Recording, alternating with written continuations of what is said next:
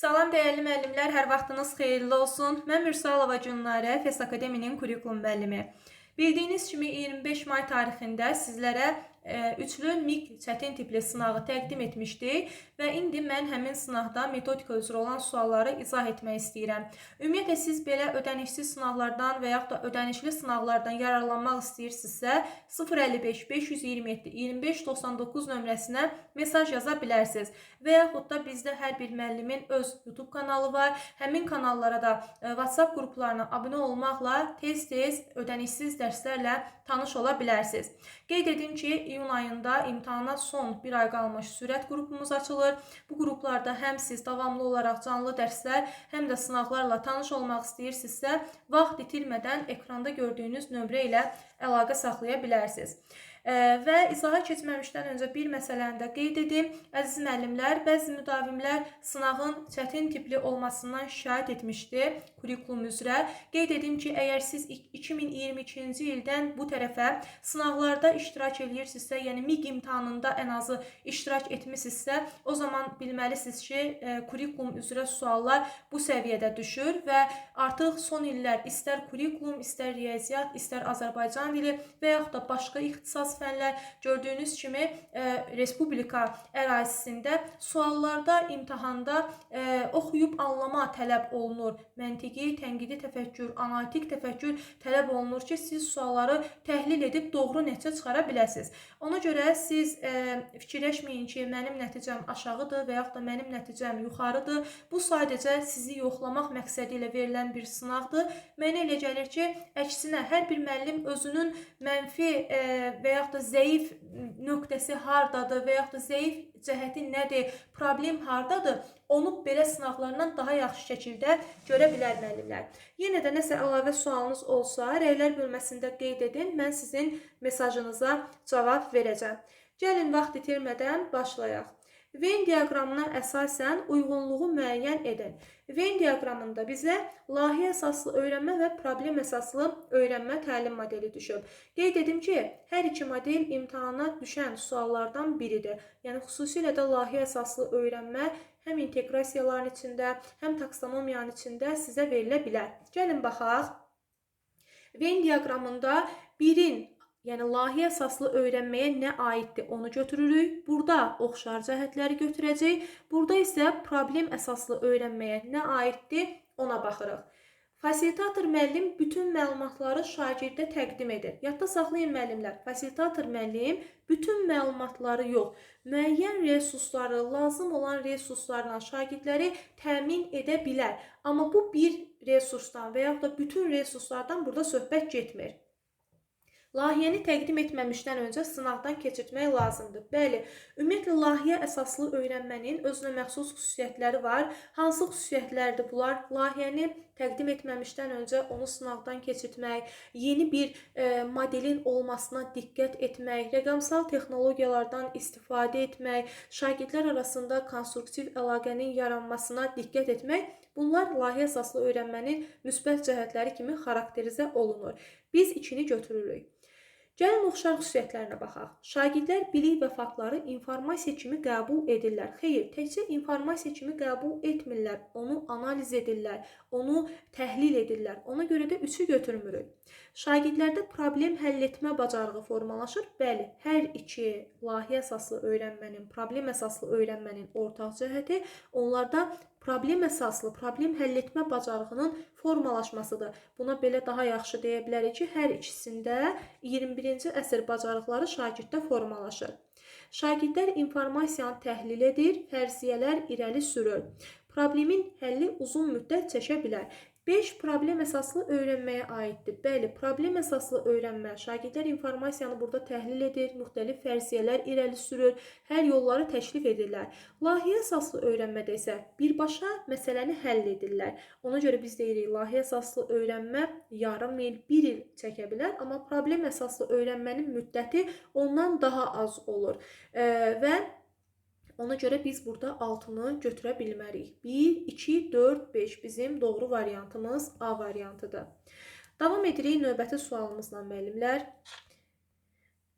Müəllim müşahidə edir ki, şagirdlərin bir-biri ilə olan mənfi münasibəti onların akademik nailiyyətlərinə də təsir edir.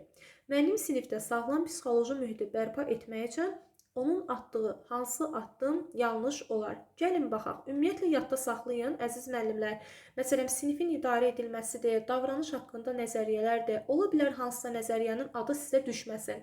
Amma bizim indiyə qədər öyrəndiyimiz nəzəriyyələrin mahiyyətini siz imtahanda görəcəksiniz. Variantlara baxmamışdan öncə sualı başa düşməliyik. İki şagirdin bir-biri ilə münasibəti yaxşı deyil və bu onların akademik nailiyyətlərinə də təsir edir.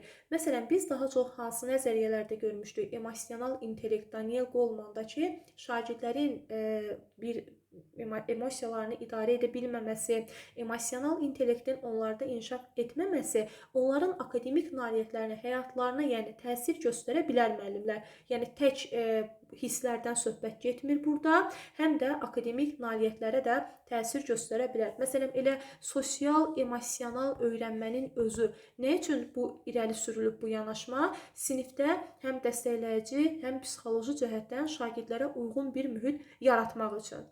Gəlin baxaq variantlara.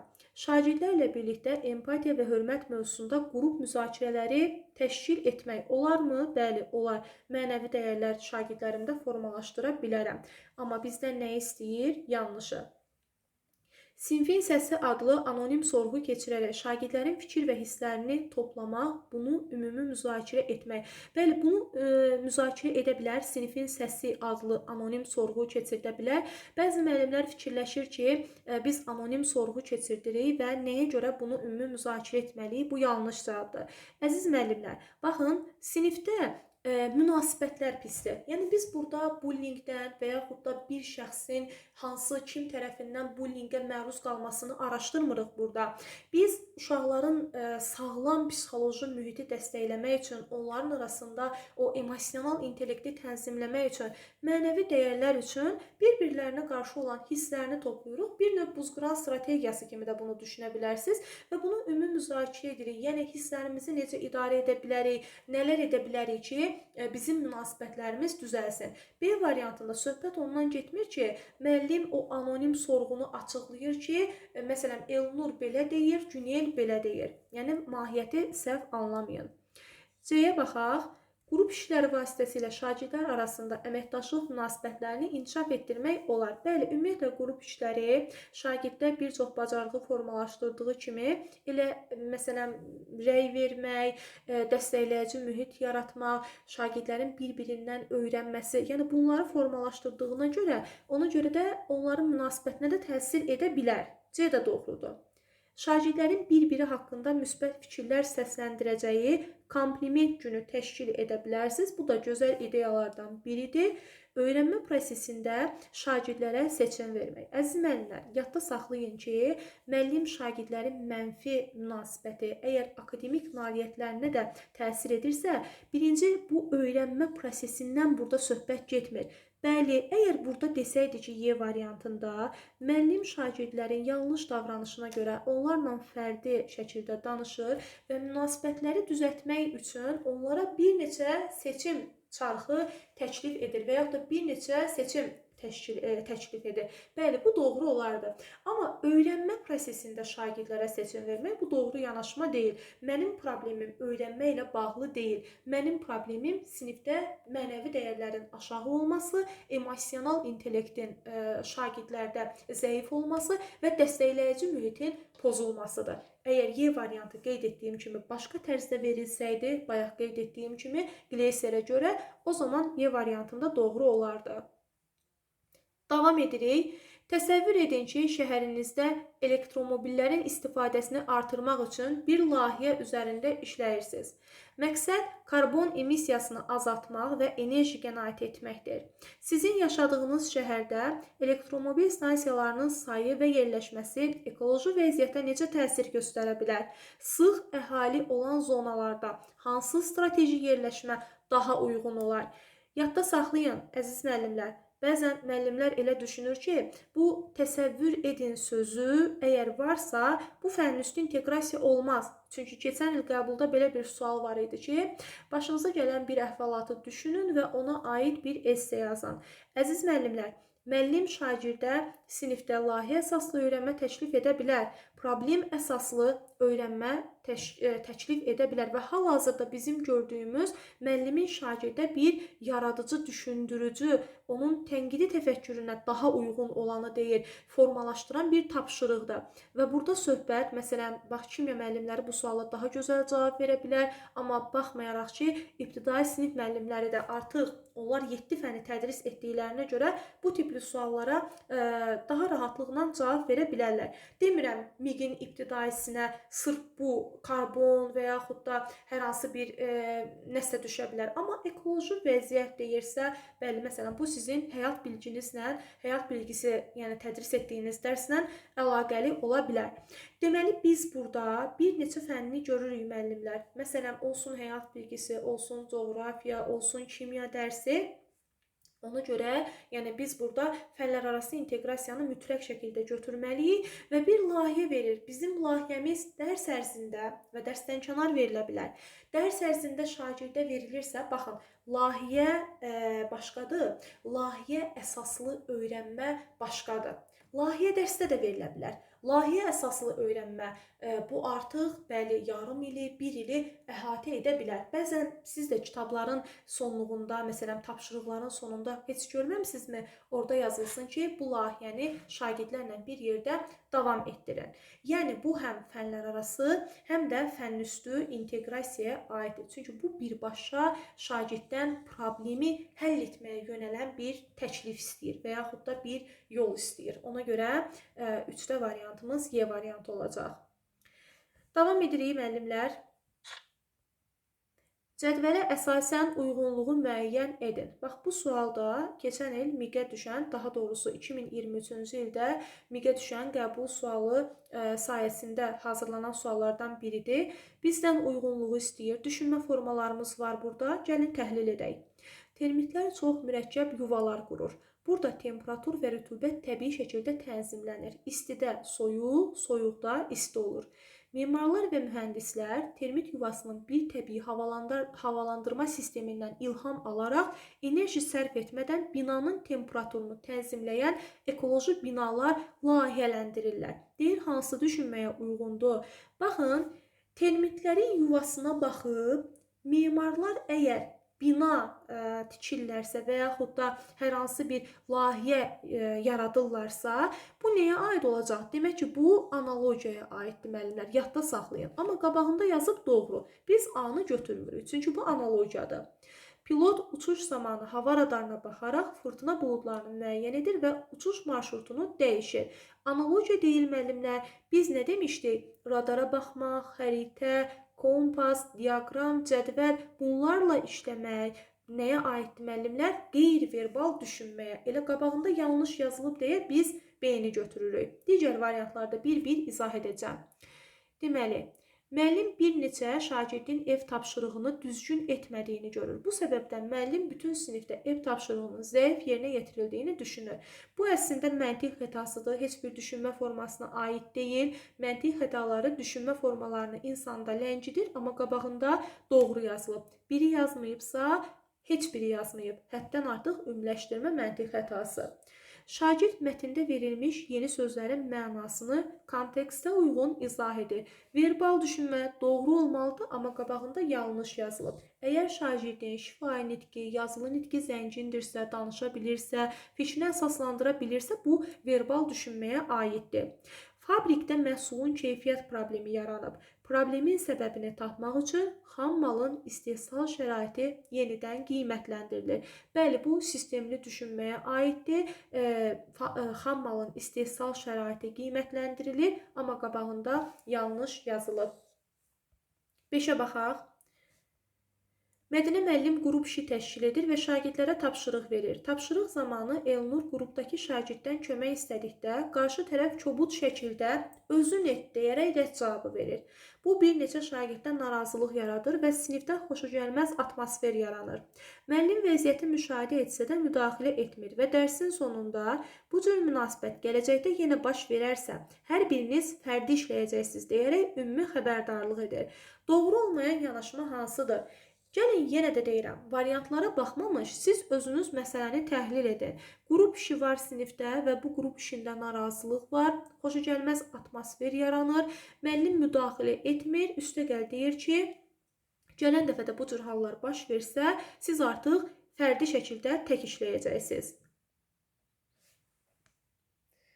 A variantı, müəllim konflikt yaranan situasiyalarda tərəfləri dinləyərək həll yollarını şagirdlərlə birgə tapmağa çalışmalıdır. Bəli, yəni bu sinif konfliktlərinin idarə olunmasında doğru addımlardan biridir. Hər iki tərəfi dinləyirsən və onların özü ilə bir yerdə həll yolu tapırsan.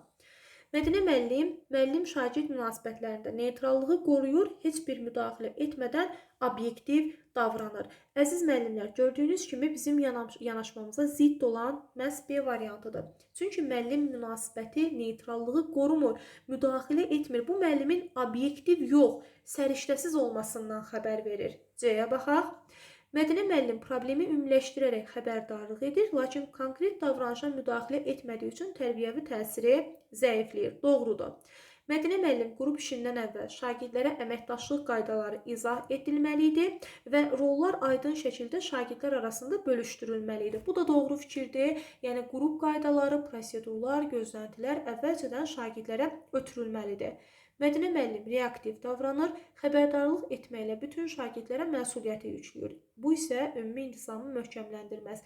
Reaktiv müəllim necə müəllimdir? Onun qaydası olub, amma qayda pozulduqda nə edəcəyini bilməyən müəllimdir. Proaktiv müəllimin də qaydası olur, reaktivin də. Amma reaktiv müəllim yanaşması qayda pozulduqda nə edəcəyini bilməyən, özünü itirən, ani qərar verən müəllimdir. Proaktiv müəllim isə daha düzgün yanaşma göstərən müəllimdir. Davam edirəm.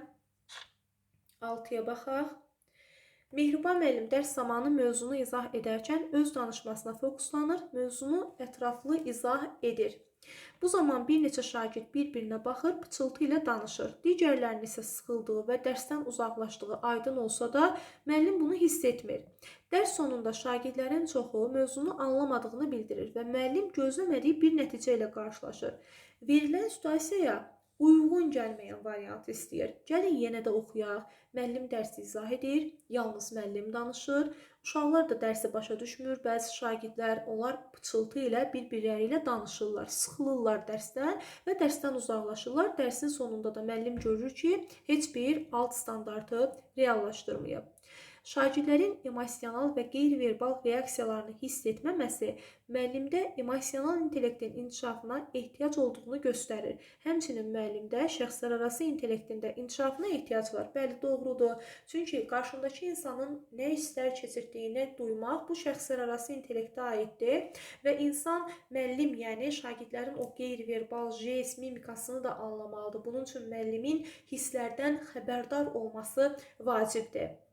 Müəllimin yanaşması tədrisdə qarşılıqlı əlaqənin olmamasına, nəticədə şagirdlərin pasiv qalmasına, mövzunu anlamamasına gətirib çıxardır. Fasilitator müəllim lazımi anda müdaxilə etməlidir. Bu da doğru fikirdir, əziz müəllimlər. Axı biz bayaqları müəllimin yanaşmasını gördük. Müəllimin yanaşması müəllim mərkəzlidir. Müəllimin yanaşması şagird mərkəzli olmalıdır. Müəllimlə şagird qarşılıqlı münasibətdə olmalıdır. Dərsi danışan tərəf təkcə müəllim olmamalıdır. Elə bir mühit qurmalıyıq ki, şagirdlər də bizim dərsimizdə iştirak etsin. Müəllim şagirdlərlə effektiv qarşılıqlı əlaqə qura bilmir. Bu isə onun interaktiv pedaqoji bacarıqlarının zəif olduğunu göstərir. Doğrudur bu da. Müəllim mərkəzli dərsin üstün cəhəti məlumatın sistemli, dəqiq və vaxt itkisi olmadan təqdim edilməsidir ki, müəllim bundan ustalıqla istifadə edir. Bu halın yaşanmamasının səbəbi isə şagirdlərdə qəbul etmə mərhələsinin olmamasıdır. Müəllimlər, bəli, şagirdlər qəbul edə bilmədilər. Amma bunun səbəbi şagirdlər yox. Müəllimin yalnız öz danışığına fokuslanması. Məsələn, bax, biz birbaşa tədris modelinə keçmişik. Birbaşa təlimdə nə demişik? Demişik ki, müəllim şagirdlərlə müəyyən Rosenstein'ın təlim prinsipləri var ki, onu həyata keçirtməlidir və yaxud da Qani öyrənmənin 9 addımı. Biz bu addımları həyata keçirdikcə şagirdlərin də öyrənməsini və yaxud da onları bizim üçün izləmək daha rahat ola bilər. Müəllim mərkəzli yanaşmanı inkar etmirik. Bu o demək deyil ki, şagird mərkəzli yanaşmanı daha çox eşidirik. Müəllim mərkəzli yanaşma olmamalıdır. Bəli, yeri gələndə müəllim mərkəzli yanaşmadan da istifadə edə bilər. Amma hal-hazırdakı situasiyamız bunun səhv olduğunu göstərdi. Çünki əgər müəllim həm də şagirdləri nəzərə alsaydı, düzdür, dərsi təbii ki, izah edən müəllimdir, düzdürmü? Əsas baş rolda müəllimdir. Amma yenə də şagirdləri nəzərə almamaq, onların dərsi başa düşməməsi, müəllimin gözündən qaçır, sinifdə pıçıltının olması, bunları anlamamaq bu müəllim mərkəzli yanaşmanın düzgün getmədiyini bizə göstərir. Qısa zamanda çox sayda şagirdə eyni səviyyədə informasiya çatdırmaq mümkün deyil. Ona görə müəllim diferensiallığı düzgün qurmağa təşəbbüs göstərməlidir. Bəli, yəni burada situasiyamızda demir müəllim diferensiallığı düzgün qurub. Eyni səviyyədə ola bilər sinifdə 20 şagird var. Bəzi şagirdlər pıçıltı ilə danışırdı gördüyümüz situasiyada. Amma müəllim diferensiallığı düzgün qursaydı, yəni bu problemi artıq yaşamazdı. Davam edirik, 7-yə keçirik. Və siz bu suallardan qorxmayın. Əslində sevinin ki, siz bu tipli sualları işləyirsiniz və bu tipli suallarla indi tanış olursunuz. Əgər imtahanda gedib belə suallar görsəniz, o zaman siz daha pis olarsınız ki, heç bir nə addım atacağımızı bilmirik və necə qərar verək ki, hansı variantı götürmək lazımdır. Bu tipli suallar isə sizə yol göstərir ki, imtahanda ola da bilər çıxsın sizin qabağınıza. Yəni asan da çıxa bilər. Hər il müxtəlif səviyyədə düşür. Amma biz normalda son 3 il, son 4 il sualları necədirsə, həmin suallara uyğun hazırlayırıq. Məsələn, bax bizdə 2020-ci il MİQ qəbul sualları var. İnanın ki, müəllimlər, siz o suallara baxsanız 4 dəqiqə ərzində həmin sınaqları bitirmiş olacaqsınız. Təsəvvür edin ki, mən elə bir sınaq sizə təqdim edirəm. Onda da siz yazarsınız ki, yəni bu sınaq çox asandır, qəbula uyğun deyil. Amma mən bilirəm ki, qəbulda, MİQ-in qəbulunda iştirak edən müəllimlər artıq bilir ki, bəli, bu sınaq həqiqətən də qəbul imtahanına uyğun şəkildə hazırlanıb. İmtahanı hələ var müəllimlər, narahat olmayın. Yəni bizim ödənişsiz və ödənişli dərslərimizdən yararlanmaq bu yolda sizə kömək olacaq. Hər fəndən, müxtəlif fənlərdən, müxtəlif ixtisaslar üzrə dərslərimizə qoşulun ki, MİQ imtahanında, sertifikasiya imtahanında yüksək nəticə göstərə biləsiniz. Davam edirik müəllimlər.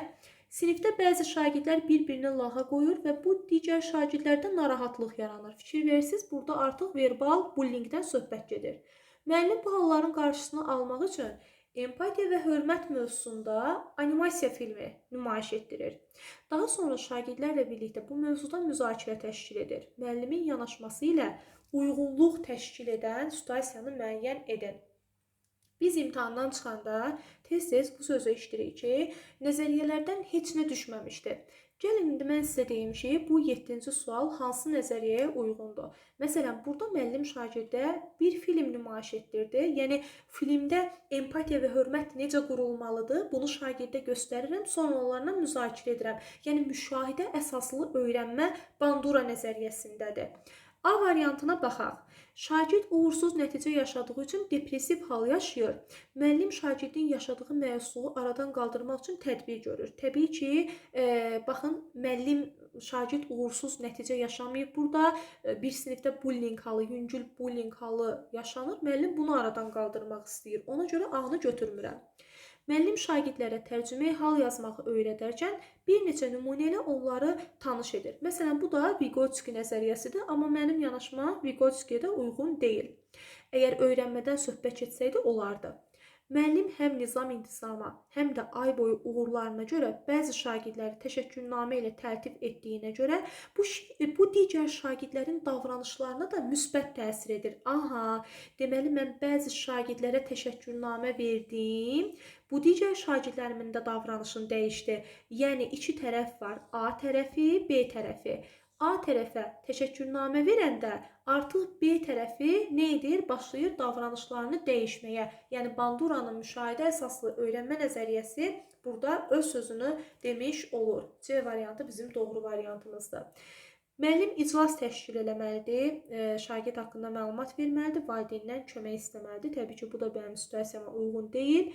Müəllim şagirdin davranışını müsbətə doğru dəyişmək üçün onlara bir neçə seçim təqdim edə bilər. Y variantı ola bilərdi, ola bilərdi. Amma söhbət burada şagirdlərə, bəli, əgər şagirdlərə seçim verilsəydi, məsələn, bizim bu nəzəriyyəmiz, bu situasiyamız Gleysərə daha çox uyğun gəlsəydi, mən Y variantını da götürə bilərdim. Amma bizim hal-hazırdakı yanaşmamız Bandura nəzəriyyəsinə uyğundur. Müəllim rol model göstərir şagirdlərə, canlı model deyirik biz buna. Bandurada canlı model göstərir, filmdən, yəni vizual şəkildə, film şəklində model göstərir. Şagird də həmin filmə baxaraq öz davranışını dəyişə bilər.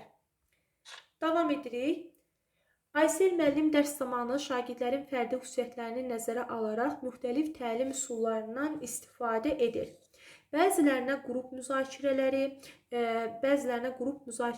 ilə dərs mövzularını öyrənmək imkanı verir, bəzilərinə isə fərdi iş üzərində çalışmaq fürsəti yaradır.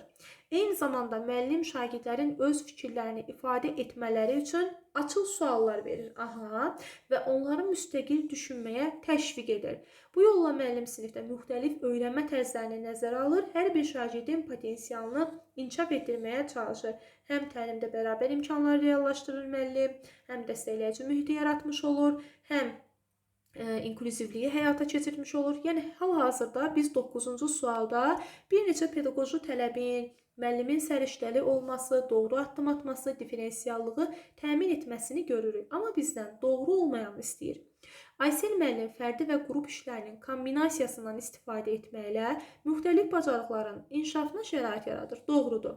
Aysel müəllim şagirdlərin müstəqil düşünmə qabiliyyətlərini inkişaf etdirərək tənqid etməklə onların inkişafını stimullaşdırır. Biz nə demişdik? Tənqid etmək başqa şeydir, tənqidi düşüncə başqa şeydir. Baxın müəllimlər, müəllim şagirddə tənqidi düşünmə bacarıqlarını formalaşdırır. Bu fikir doğrudur. Amma tənqid etməklə onların inkişafına stimul verir sözü. Doğru addım deyil. Sizin kurikulumda bir sözünüz belə cümlənin mahiyyətini dəyişə bilər. Məsələn, B variantında bu tənqid etmək sözü bir çox müəllimin gözündən qaçmışdı və ona görə də doğru variantın olmadığını düşünürdülər. Amma tənqid etmək kimdəsə negativləri görməkdir, ümidsiz olmaq, qapalı düşüncə tərzində olmaq. Tənqidi düşünmək isə, bəli, insanın metakognitiv bacarıqlarının yüksək olması, dəyərləndirmə mərhələsinin onda yüksək olması, yuxarı təfəkkür səviyyəsinin formalaşması, açıq düşüncə tərzinin formalaşması, qərəzsiz olması, bunlar da tənqidi düşüncədədir. Və müəllim də şagirddə açıq suallar verməklə təbii ki, tənqidi düşüncəni onlarda formalaşdıra bilər. Aysel müəllim fərdi yanaşma vasitəsilə şagirdlərin məsuliyyət hissini və özünü idarə bacarıqlarını gücləndirir. Bəli, yəni burada şagirdlərə müxtəlif fəaliyyətlər vermək onların özünə inamını artıra bilər ki, bəli, mən qrup şəklində işləyə bilmirəm, amma fərdi şəkildə daha yaxşı işləyirəm və yaxud da fərdi şəkildə işləyə bilmirəm, qrup işində bu daha yaxşı alınır. Aysel müəllim sinifdə inklüziv və maraqlı öyrənmə mühiti yaradır. Bəli, bu da bayaqlar qeyd etdik, doğru addımdır. Deməli, 9-da doğru variant oldu B variantı. Növbəti 10-cu suala baxaq. Hansı fikirlər metakognitiv bacarıqlara aid edilmir? Əziz müəllimlər, metakognitiv bacarıq insanın öz idraki biliklərindən xəbərdar olması. Birinci insanda metakognitiv bilik formalaşır. Ondan sonra da bacarıqlar həyata keçir. Bizim strateji biliklərimizin olması, idraki biliklərimizdən xəbərdar olmaq, bunlar metakognitiv biliyə aiddir. Metakognitiv bacarıqlarda bizim özümüzü monitorinq edə bilməyimiz, hisslərimizi tənzimləməyimiz, özümüzü qiymətləndirmək bacarığımızın olması metakognitiv bacarıqlara aiddir. Bizim B, C, D, Y variantındakı suallarımız, situasiyalarımız hər biri şagirdin plan qurması, ona uyğun hərəkət etməsi, öz davranışına nəzarət etməsi, özünü tənzimləməsi, daha sonra müəllim şagirddə metakognitiv bacarıqları nəzərə alaraq dərsi qurması, sonra şagirddə metakognitiv bacarıqların inkişaf etdirilməsi, onlarda peşəkar inkişaf üçün etibarlı zəmin yaradır. Bunlar hamısı doğru variantdır. Amma başqalarına uyğun gələn strategiyaları şagird müşahidə edirsə, bu onda metakognitiv bacarıq deyil müəllimlər. Yadda saxlayın. 11. Mətanət müəllim dərsdə şagirdlərlə birgə Azərbaycanda baş verə biləcəyi təbii fəlakətlər, zəlzələ, sel, torpaq sürüşməsi, quraqlıq və s. mövzusunu müzakirə edir. Sonra o şagirdlərə belə bir tapşırıq verir. Siz yerli bələdiyyədə çalışan fövqəladə hallar üzrə mütəxəssissiniz. Tapşırığınız seçilmiş bir rayonda baş verə biləcək təbii fəlakət üçün risk analizi aparmaq, Əhalinin təhlükəsizliyini təmin etmək üçün plan hazırlamaq, təhlükəsiz ərazilər xəritəsini çəkmək, maarifləndirmə plakatı hazırlamalısınız. Verilmiş situasiyada müəllim hansı inteqrasiyadan istifadə edir? Əziz müəllimlər, gördüyünüz kimi bizim situasiyamızda həm coğrafiya, həm belə deyək, həyat bilgisi fənni, həm məsələn plakat hazırlamalıdır şagird. Burada Azərbaycan dilinə də inteqrasiya etmiş oluruq. Bir neçə inteqrasiyamız mümkündür burada. Əhalinin təhlükəsizliyi, təxliyə planı, hətta texnologiya fənni də var burada və üstəgəl, şagird nə edəcək? Şagird bir layihə hazırlayacaq. Yəni bir dərsdə verilən və yaxud da dərsdən kənar fərqi yoxdur. Əgər bir tapşırıq şagirddə 21-ci əsr bacarıqlarını formalaşdırırsa, sizin gözünüz orada fənüstü inteqrasiyanı axtarsın. Problem həll etmə, araşdırma, məlumat etibarlı mənbələrdən istifadə etmək, rəqəmsal bacarıqlar və s. Bunlar fənüstü inteqrasiyanın reallaşdığını göstərir. Bizim cavabımız fənüstü və fənlər arası inteqrasiya olacaq. 11-də B variantı. Davam edirik müəllimlər. 12. Tərlan müəllim şagirdlərin təqdimat bacarıqlarını inkişaf etdirmək üçün onlara rəqəmsal texnologiyaların gündəlik həyata təsiri mövzusunda təqdimat hazırlamağı tapşırır. Deməli, müəllim şagirddə hansı bacarığı formalaşdırır? Təqdim etmə bacarığını. Şagirdlər təqdimatı fərdi halda, qrup halında təqdim edə bilərlər. Amma təqdimata bir gün qalmış, Samir müəllimə yaxınlaşaraq deyir ki, o auditoriya qarşısında danışmaqda çətinlik çəkəcək. Ona görə də təqdimatı fərdi şəkildə video formatda hazırlayıb təqdim etmək istəyir. Tərlan müəllim isə bu istəyi qəbul etmir və bildirir ki, təqdimat mütləq sinif qarşısında edilməlidir. Çünki bu onların ünsiyyət bacarıqlarını inkişaf etdirəcək. Verilən situasiyaya görə yanlış fikir hansıdır? Əslində müəllim burada düşünülməmiş bullying edir şagirdə. İndi gəlin variantlar əsasında bir-bir belə deyək də təhlil edək suallarımızı. Müəllimin şagirdlərə seçim imkanı verməsi, onun təlimə şagird yönümlü yanaşmasını göstərsə də, Samirin ehtiyacına uyğunlaşmaması onun inklüziv təlim prinsiplərindən uzaqlaşdığını göstərir. Bəli, birinci müəllim doğru addım atdı. Şagirdlərə seçim imkanı verdi. Amma şagird yönümlülük o demək deyil ki, məsələn, bir gün qalmış belə hər hansı bir şagird gəlib mənə yaxınlaşsa, ola bilər mən ləğv etməyim. Amma yenə də o şagirdə deyə bilmərəm, sən mütləq iştirak etməlisən. Məsələn, ola bilər ki, elə bir ortaq yol götürək ki, həm onun üçün uyğun olsun, həm də mənə uyğun olsun. Müəllim burada inklüzivliyi pozmuş olur müəllimlər. Bizim yanlış cavabımız bu deyil. Təqdimatın ictimai şəkildə edilməsinin israrla tələb olunması bütün şagirdlərdə ictimai bacarıqların inkişafı üçün vacibdir və tədrisdə fərdilik nəzərə alınmamalıdır. Bəli, təqdimat edilməlidir. İctimai şəkildə də şagird, fərdi şəkildə də danışmalıdır. Məsələn, şagirddə həm şəxslər arası intellekt, həm də fərddaxili intellekt şagirddə inkişaf edə bilər. Amma yadda saxlayın, əgər mən yenə də deyirəm, şagirddə fərdilik nəzərə alınmırsa, bu artıq müəllimin təlimdə yol verdiyi səhvlərdən birini göstərir müəllimlər. Müəllim bunu başqa cür də həll edə bilərdi. Diferensiallığı qorumaqla, inklüzivliyi təşkil etməklə müəllim bu məsələni həll edə bilərdi. Ona görə B variantı bizim olacaq səhv variantımız. Fərdilik mütləq nəzərə alınmalıdır, individuallıq nəzərə alınmalıdır. Müəllimin bu yanaşması onun planlaşdırmanı çevik aparmaması və alternativ üsulları nəzərə almaması ilə əlaqələndirə bilər. Bəli, ümumiyyətlə plan hazırlayanda hər bir müəllimin B planı olmalıdır və alternativ üsulları olmalıdır ki, bəli, təqdimat zamanı hansı uşaq çıxış edə bilməsə, bəs mən nə edəcəm? Samirin emosional fəaliyyətinin zəif olması sosial bacarıqlarının da inkişafına mənfi təsir göstərə bilər. Doğrudur. Əgər müəllim həqiqətən də bu problemi həll etməsə, doğru şəkildə. Hal-hazırda müəllimin etdiyi yanlışdır. Yəni, müəllim doğru şəkildə reaksiya göstərmir. Həqiqətən də şagirddə emosional fəaliyyəti biz formalaşdırmalıyıq. Necə ki, idrak fəaliyyətini, necə ki, psixomotor fəaliyyəti formalaşdırırıq, eləcə də şagirddə emosional fəaliyyətin formalaşmasına diqqət etməliyik. Məsələn, biz nə demişdik? Qəbul etmədir, cavab vermədir, dəyərləndirmədir, təşkil etmədir. Bunlar şagirddə olmalıdır. Olmasa, gələcəkdə onun sosial bacarıqlarının inkişafına da mənfi təsir göstərə bilər. Müəllim bütün şagirdlərin prosesdə iştirakını təmin etmək üçün əvvəlcədən onların intellektləri ilə tanış olmalı idi. Lazım gələrsə, müəyyən intellektlərin formalaşması üçün də addım atmalı idi. Bəli, gördüyümüz kimi bu uşaqda verbal, lingvistik intellekt, sonra şəxslərarası intellekt daha zəifdir. Müəllim əgər tanış olsaydı, artıq biləcəkdi ki, bəli, Samir insanlar qarşısında danışa bilmir.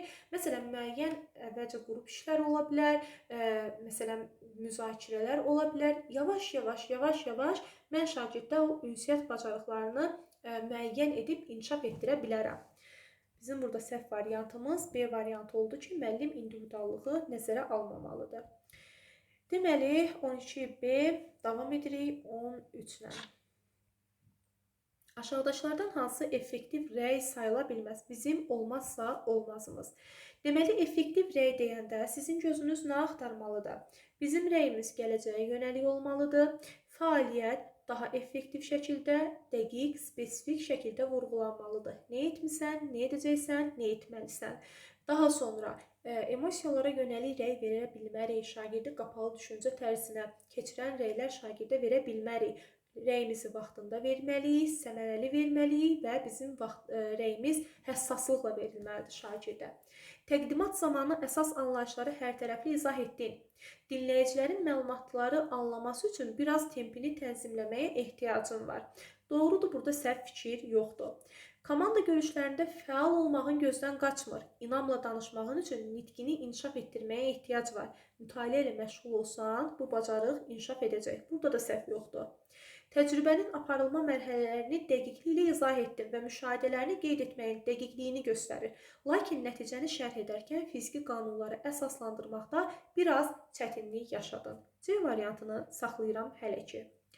Qrup müzakirəsi zamanı fikirlərini bölüşməzdən əvvəl yoldaşlarının fikirlərini sona qədər dinləmək müsbət haldır. Bəzi müəllimlər D variantını götürmüşdü və mənə mesaj göndərirdilər ki, Günlarə müəllimə, burada müəllim şagirdin heç bir səhvini demədi. Ola bilər, mən şagirdə effektiv rəy verəndə o şagirdin ola bilər ki, yanlışı olmasın, səhvi olmasın. Amma mən şagirdə effektiv rəyimi verəndə elə bir şəkildə verməliyəm ki, o, yəni bayaqlar dedik, emosiyalara yönəlik olmasın. Mənim şagirdimi qapalı düşüncə tərzinə keçirtməsin. D variantı normal şəkildə şagirdin, belə deyək də, özündən razı hala gətirməyəcəyi bir rəydir. Ona görə D variantında səhv yoxdur. Y variantına baxaq. Qrup işi zamanı fəallıq göstərirsən, vaxtdan səmərəli istifadə etmən, spontan hallarda çevik düşünmən, qrupun ortaq məqsədləri üçün çalışman, liderlik bacarığının təkmilləşdiyini də göstərir. Bəli, Y variantında da problem yoxdur. Bizim problemimiz C variantındadır. Niyə? Müəllim şagirdə müsbəti dedi. Müəllim şagirdin mənfisini də dedi. Harda problem var? Amma yol göstərdimi? Bax, müəllimin şagirdə yol göstərməməsi bizə deyir ki, müəllimin verdiyi rəy effektiv deyil. Yəni, nəticəni şərh edərkən fiziki qanunları əsaslandırmaqda çətinlik çəkirsən. Nə edə bilərsən? Bu problem səndə həll etsin. Axı, mənim rəyim effektiv olmalıdır. Effektiv rəy şagirdə yol göstərən, vaxtında verilən, spesifik olan rəylərimizdən biri hesab olunur. Davam edirik 14-cü sualla. Şagird mətndəki əsas fikirləri müəyyənləşdirmək məqsədi ilə suallar tərtib edir və verilmiş məlumatlardan silogizm qurur. Burada biliyin hansı növündən istifadə edir? Əziz müəllimlər, yadda saxlayın. Bu sualda sertifikasiya müəllimlərinin qəbul sualına düşən biliyə aid sualdır. Silogizm səbəb-nəticə əlaqəsinin qurulmasıdır. Bəzi müəllimlər bunu prosedural bilik götürüblər, amma bu yanlışdır. Sırf burada qurur sözünə görə, məsələn, qurur, yazır, bu tipli sözlərə görə mən hər dəfəcə prosedural biliyi götürmək məcburiyyətində deyiləm.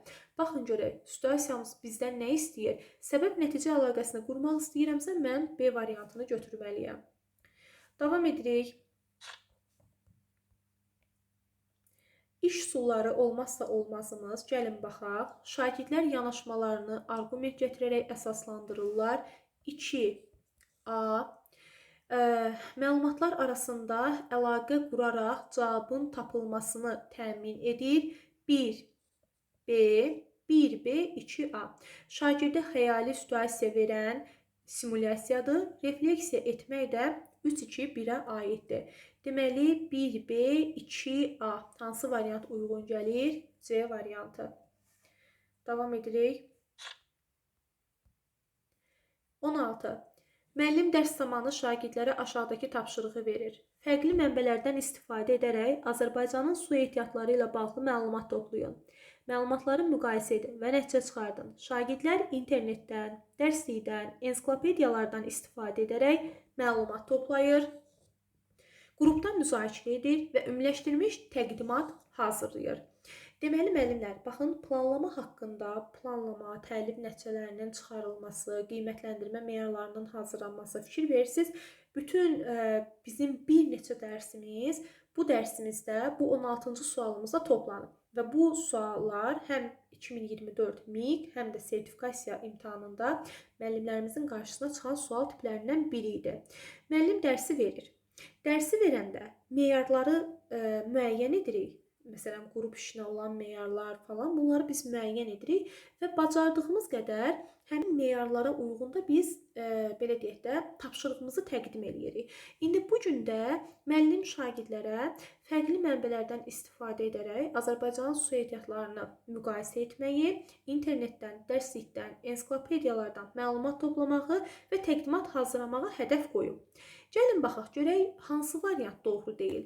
Şagirdlər verilmiş tapşırığı yerinə yetirərkən fənlərarası inteqrasiyadan istifadə edəcəklərmi? Bəli, internet var burada, Azərbaycanın su ehtiyatı var burada, ensiklopediya, yəni bir neçə mənbə var burada. Ona görə A variantı doğrudur. Bu tapşırıq şagirdlərdə savadlılıq kompetensiyasını və informasiya səriştəsini formalaşdıracaq. Doğrudur, şagirdin yazılı və şifahi məlumatlardan yararlanması savadlılıq kompetensiyası, müəyyən informasiyaları doğru şəkildə qəbul etməsi isə informasiya savadlılığı səriştəsinə aiddir. B-yə bax, C-yə baxaq. Qrup işi və fikir mübadiləsi şagirdlərdə əməkdaşlıq, sahibkarlıq bacarıqlarının inkişafına töhfə verir, onların öz fikirlərini ifadə etməyə imkan yaradır. C variantını saxlayıram. Sahibkarlıq səriştəsi deyil müəllimlər, qrup işinin aparılması, şagirdlərdə şəxsi sosial öyrənməni formalaşdıra bilər, sonra savadlıq səriştəsini formalaşdıra bilər, amma sahibkarlıq, sırf bizim situasiyamız sahibkarlıqla bağlı deyil. Sahibkarlıq ideyasında əsasən düzgün layihələrin təşkil edilməsi, nəyəsə təşəbbüskarlıq göstərmək, maliyyə savadlığının insanda formalaşması və s. bunlar sahibkarlıq bacarığına, kompetensiyasına aiddir. Ona görə də bizim səhv variantımız C-dir. Amma digər variantlara da baxaq. Şagirdlərin qrup işi zamanı fikir mübadiləsi aparması və təqdimat etməsi kommunikativ bacarıqların inkişafını dəstəkləyir. Doğru fikirdir, səhv yoxdur burada. Şagirdlərin müxtəlif mənbələrdən məlumat toplaması informasiya savadına, tənqidi təfəkkürün inkişafına şərait yaradır. Baxın, bu sualda da bəzi müəllimlər mənə sual verir ki, bəs tənqidi təfəkkür nədir? Tənqidi təfəkkür bir mənbədən yox, bir neçə mənbədən istifadə edən, məlumatın doğru olduğunu araşdıran insandır və hal-hazırda bizim situasiyamızda da bu haqda məlumat var. Deməli, 16-da C variantı. 17. Və yenə eyni ilə fərqli bir sual, bax bu tipdə imtahana keçən il düşən məşhur suallardan biri idi. 7-ci sinifdə məlumatın etibarlılığı mövzusu üzrə dərs zamanı müəllim şagirdlərə aşağıdakı tapşırığı verir. Sizə iki fərqli mənbədən eyni mövzu, iqlim dəyişikliyinin səbəbləri və təsirləri haqqında məlumat təqdim olunur. Birinci mənbə bir bloq yazısıdır və şəxsi müşahidələrə əsaslanır. İkinci mənbə isə rəsmi elmi məqalədir və statistik sübutlara əsaslanır. Siz bu iki mənbəni təhlil edin, aralarındakı oxşar və fərqli məlumatları qeyd edin, daha etibarlı olanı müəyyən edin və seçiminizi əsaslandırın. Dərsin əvvəlində müəllimin meyarları da verilib şagirdə. Müəllimin meyarları nədir? Məlumatın mənbəyini və etibarlı olmasını əsaslandıracaqlar, fərqli mənbələrdən alınmış informasiyaları müqayisə edəcəklər. Müəllimin məqsədi haqqında aşağıda verilənlərdən doğru olmayan fikri istəyir bizdən. Doğru olmayan və diqqətli olun bu tipli suallarda.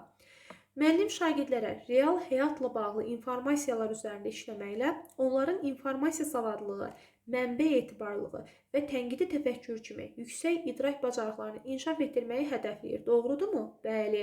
Məlumatın mənbəyi, etibarlı olması, həm dəyərləndirmə var burada, həm müqayisə edəcək, yəni anlama mərhələsi də var burada, təhlil etmək mərhələsi də var burada. Yəni bir neçə taksonomiyanın fəaliyyətini, idrak fəaliyyətini biz burada görmüş oluruq. Tapşırığın mahiyyəti şagirdlərin tədqiqat yönümlü öyrənməyə cəlb edir. Nəticələrin əsaslandırılması idraç taksonomiyasının ən yüksək səviyyələrindən biri olan dəyərləndirmə mərhələsinə uyğundur. Gəlin baxaq, mən dəyərləndirmə mərhələsini qeyd etdim, amma nəyə görə? Meyarlara görə. Bizim dərsimiz əsaslandırma feili bilirik ki, biz dəyərləndirmədə də var, təhlil etmə mərhələsində də var. Amma gəlin məsələyə baxaq. İki fərqli mənbə verilir. Biri blog yazısıdır, biri elmi məqalədir. Sən bu mənbəni təhlil etməlisən. Aşağıdakı oxşar və fərqli məqamları qeyd etməlisən. Daha etibarlı olanı müəyyən edib əsaslandırmalısan. Deməli, bizdə bu dəyərləndirmə yox, təhlil etmək mərhələsini göstərir. Əgər mən desəydi ki, bir məlumatın etibarlı olmasını arqumentlərlə gətir və yaxud da etibarlı olmasını özün arqument gətir, o başqa məsələ olardı. Olardı dəyərləndirmə. Amma hal-hazırdakı bizim situasiyamızda müəllimin əsaslandırma istədiyi məhz təhlil mərhələsinə aiddir müəllimlər. Ona görə B variantını səhv variant kimi, doğru olmayan variant kimi götürürük. C-yə baxaq. Fakt və fikir arasında fərqləri müəyyənləşdirmək bacarıqları şagirdin yalnız yuxarı təfəkkür səviyyəli idraç bacarıqlarını deyil, həm də anlamaq, nəticə çıxarmaq kimi bacarıqlarında formalaşmasına xidmət edəcək. Doğrudur. Müqayisə etmək üçün şagirddə aşağı təfəkkür səviyyəsi də olmalıdır. Sən o müqayisədən ən önəmlisini götürəcəksənsə, o zaman sənə yuxarı təfəkkür səviyyəsi lazım olacaq. C-də səhv yoxdur. Baxaq. Müəllim bu fəaliyyətlə şagirdlərə hazır bilikləri ötürmür. Şagirdlər bu fəaliyyətdə tədqiqat aparmaq, fikir bildirmək, nəticə çıxartmaq imkanına malik olduqları üçün bu şagird yönümlü və fəal təlim nümunəsidir. Bu da doğrudur. Qiymətləndirmə meyarlarının əvvəlcədən açıqlanması təlimin şəffaflığını təmin edir və şagirdlər öz fəaliyyətlərini nəzarət edəcəklər, həm də özünü qiymətləndirmə aparmaq imkanı yaranacaq. Əziz müəllimlər, müəllimin şagirdlərə qiymətləndirmə meyarı verməsi, bəli, bu şagirdin fəaliyyətində nəyə diqqət etməlidir? Bu gün nələri öyrənib, hansı bacarığa yiyələnməlidir? Şagirdi daha sistemli şəkildə adaptasiya edir. Ona görə də vacibdir ki, biz qiymətləndirmə meyarları, dərsin məqsədi, bunları təlimin ilk mərhələlərində şagirdlərə elan etməliyik. Aşağıdakı situasiyalardan hansı sinifdə effektiv öyrənməni daha az təmin edər? Gəlin baxaq. Şagirdlərə araşdırmaları üçün elmi məqalə, xəbər yazıları, qrafik, statistika təqdim olunur. Onlar bu resurslar əsasında təqdimat hazırlayacaqlar. Yəni şagirdə bir mənbə yox, bir neçə mənbə verildi. 18A doğrudur. Müəllimin təqdimatından sonra hər bir qrupu meyarlara uyğun qiymətləndirməsi, şagirdlərin inkişafı üçün şərait yaradacaq. Bu da doğrudur. Müəllim şagirdin səhvə yol verdiyi tapşırıqla bağlı ona konstruktiv rəy verir və yenidən həmin tapşırığı işləməsini tapşırır. Bəzi müəllimlər, baxın, mənə ən çox gələn suallar, onları da bir-bir izah etmək istəyirəm ki, həmin müəllimlərimizə də aydın olsun. Demişdim ki, canlı video izahda hər şeyi deyəcəm. Konstruktiv rəy elə şagirdə doğrunu göstərən, səhvinə istiqamət verən rəy deyilmi? Biz şagirdlə Vygotsky'də konstruktiv rəyi görmüşdükmü? Əks əlaqəni Qaniyədə görmüşdükmü? Və şagirdə yenidən həmin tapşırığı işləməyi verə bilərəm. Əgər fəaliyyətinə istiqamət vermişəmsə, verə bilərəm müəllimlər. C variantda səhv yoxdur. Müəllim şagirdlərə yeni mövzu ilə bağlı materialı dinlədib, fərdi şəkildə həll etmələri üçün problemli situasiya verir. Materialı dinlədirəm və şagirdə problemli situasiya verirəm. Yəni, bu şagirdin düzgün öyrənməsinə xidmət edən bir tapşırıq deyil. Necə ki, biz A variantında öyrəndik, necə B-də öyrəndik, C-də öyrəndik ki, müəllimin hər tərəfli olması, şagirdləri hər tərəfli təmin etməsi doğru şəkildə, amma D variantında təkcə dinləyib anlamayla şagirdə problemli situasiya verirəm. Yəni, bir mənbə təqdim edirəm, özü də bu mənbə dinləyib anlamadı, şagird heç bir şeyi özü öyrənmir, ondan sonra çətin bir tapşırıq olan problemli situasiyanı şagirdə verirəm. Davam edirik. Deməli, 19. İki müxtəlif kredit planı üzrə aylıq ödənişlər aşağıdakı kimidir. 12 ay boyunca hər ay 500 AZN ödəmə, ilk ay 400 AZN, sonraki ay hər əvvəlki aydan 50 AZN artıq ödəmə. İki plan var. Bu plandan hansı daha sərfəlidir? Ödənişin cəmini hesabla və nəticəni əsaslandır. Burada bəzi müəllimlər konseptual təhlil etmək, bəzi müəllimlər prosedural təhlil etmək cavabını götürmüşdü. Təhlil etmək hər ikisində var. Çünki artıq siz bilirsiniz ki, əgər müqayisə edirəm və ən yaxşı seçimi dəyərləndirirəmsə, ən yaxşısını götürürəmsə, həlledici məqamı bildirirəmsə və yaxud da fakta, fikrə nisbətən öz fikrimi əsaslandırıramsa, istinadən öz fikrimi əsaslandırıramsa, bu təhlildir.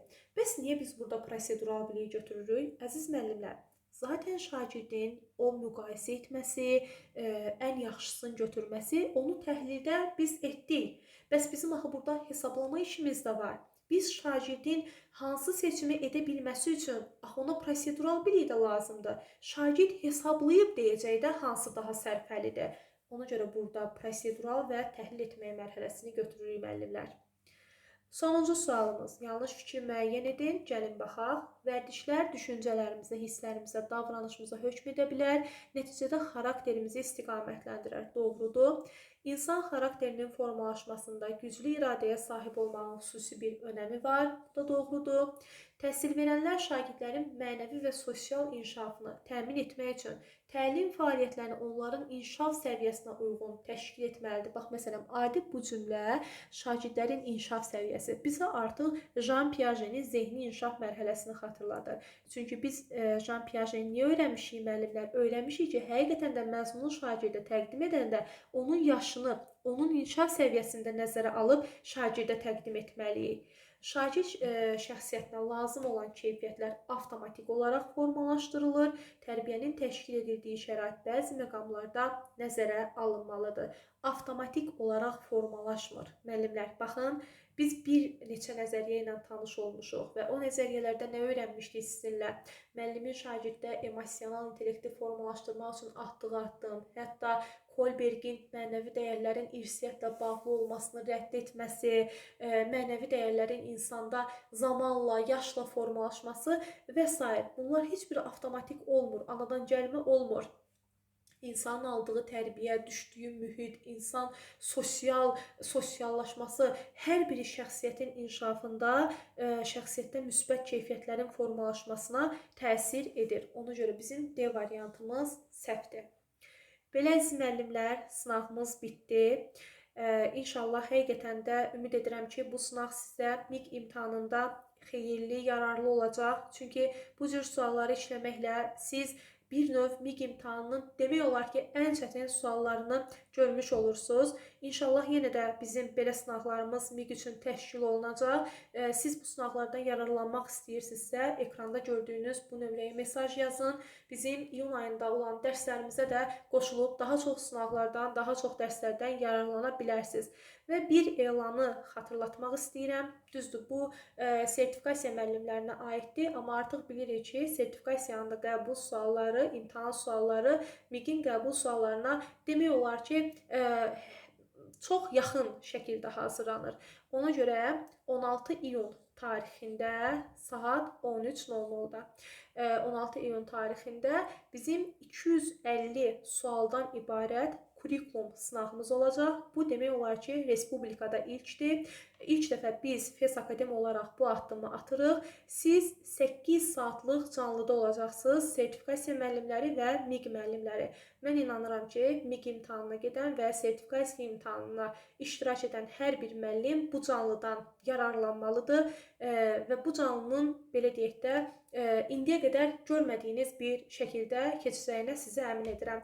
Ona görə kanalımıza abunə olun, dəstək olun bizlərə, gözəl rəylərinizi gözləyirik. Sizin rəyləriniz bizə motivasiya verir, sizin rəyləriniz bizim daha çox canlı açmağımıza və sizə dəstək olmağımıza şərait yaradır. Sağ olun, növbəti videolarda görüşərik.